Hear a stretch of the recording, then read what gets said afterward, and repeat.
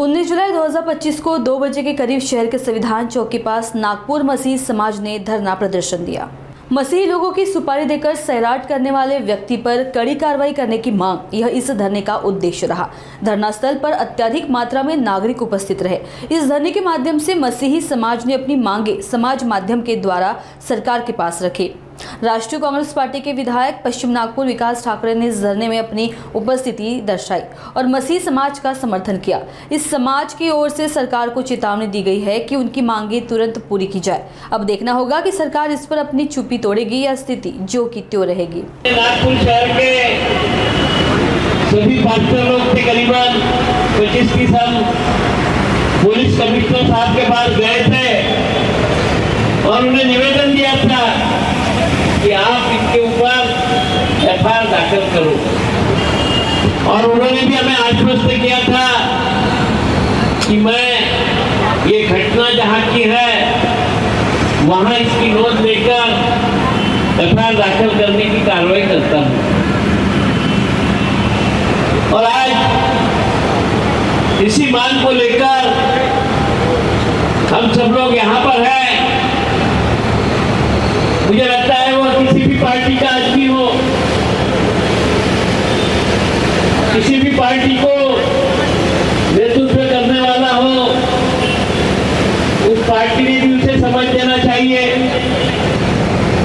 क्योंकि सरकार चलाने वाली जो पार्टी होती है उसका काम होता है कि जिस राज्य में हम सरकार चला रहे हैं उस राज्य की सारी जनता को साथ में लेकर हमने सरकार चलाई। वो किसी भी धर्म का हो, वो किसी भी पंथ का हो, वो किसी भी जाति का हो, उसका वोट एक ही होता है, उसको वोट देने का अधिकार होता है। और जिस वोट से हम चुन कर आते हैं तो संविधान ये नहीं बताता है कि चुन कर आने वाला व्यक्ति किसी भी धर्म के बारे में इस तरह का वक्तव्य करे। और तुम्हारे और हमारे पहले उस पार्टी ने उसके ऊपर कार्रवाई करना था, उस पार्टी ने उसे पूछना था कि ऐसा वक्तव्य करने की जरूरत क्या थी। क्यों हम किसी के धर्म गुरु को सैराट करना चाहते हैं? इस राज्य में अशांति भड़काने का काम करना है क्या? मुझे लगता है कि हर धर्म के आदमी को आपकी मांग उचित है। मैंने हमारे राज्य के मुख्यमंत्री जी से भी पत्र लिखा और उनसे कहा हूं कि इस तरह का वक्तव्य करने वाले पर कड़ी से कड़ी कार्रवाई होना चाहिए, और उसी के लिए हम आज यहाँ बैठे हुए हैं। जिसने ये वक्तव्य किया उसके ऊपर एफआईआर दाखिल हो। जिस पार्टी का आदमी है उस पार्टी ने भी दखल देकर उसके ऊपर कार्रवाई करना चाहिए। नहीं तो आज कोई भी किसी के खिलाफ इस तरह की बात करेगा और हमारे राज्य में अराजकता फैल जाएगी। हमारे राज्य में रहने वाला हर इंसान, वो किसी धर्म पंथ का हो, वो मिलजुल कर भाईचारे से रहना चाहिए। और हमारा देश है सर्वधर्म समभाव का प्रतीक देश है, और उसमें नागपुर शहर को सर्वधर्म समभाव के प्रतीक से जाना जाता है। इसमें ये नीची बात क्यों आती है मुझे मालूम नहीं। और इसी आंदोलन ने जो विधानमंडल में जो कुछ हुआ आपने देखा, उसी का कारनामा था, इसके वजह से जो हुआ है। कोई तरीबार गुंडे को लेके आए, मारपीट किए। अब उनका कहना था कि मुझे मंगलसूत्र चोर बोला, इसके लिए झगड़ा हुआ। अब मुझे लगता है कि ये मेंटालिटी क्या है, जो सैराट करो बोलने वाला बोलता है कि मुझे मंगलसूत्र चोर बोला इसलिए मैंने झगड़ा किया।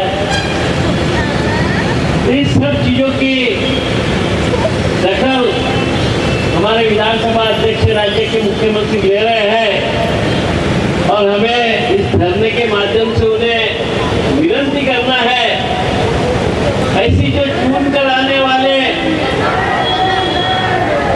असामाजिक तत्व है, ऐसे असामाजिक तत्वों को काबू में लाने का काम करना चाहिए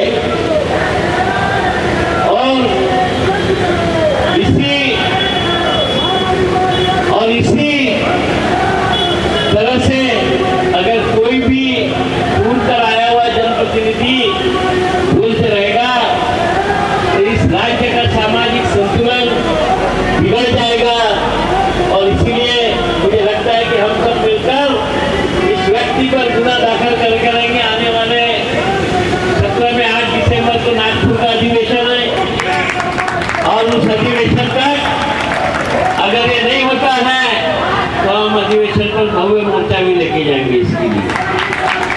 और इस राज्य का मसीह समाज कोई लावारिस नहीं है, उसके पीछे हम लोग खड़े हैं, कांग्रेस पार्टी खड़ी है। कांग्रेस पार्टी सर्वधर्म समभाव की पार्टी है, जातिवादी पार्टी नहीं है, हर धर्म के हर जाति के लोगों की सुरक्षा करने वाली पार्टी है और जातिवाद को बढ़ावा देने वाले इन लोगों पर गुनाह दाखिल हो, इसके लिए अपनी लड़ाई चालू रहेंगी और जब तक के गुनाह दाखिल नहीं होता हम चुपचाप बैठेंगे नहीं। यही करने के लिए मैं आया हूँ और मैं आपके साथ जो पुलिस कमिश्नर सरकार के पास गए थे, उन्होंने आगे क्या कार्रवाई वो भी हम जानकारी लेंगे और आगे की जो भी स्टेप होती है वो हम हमारे तरीके से करेंगे। इतना कहते हुए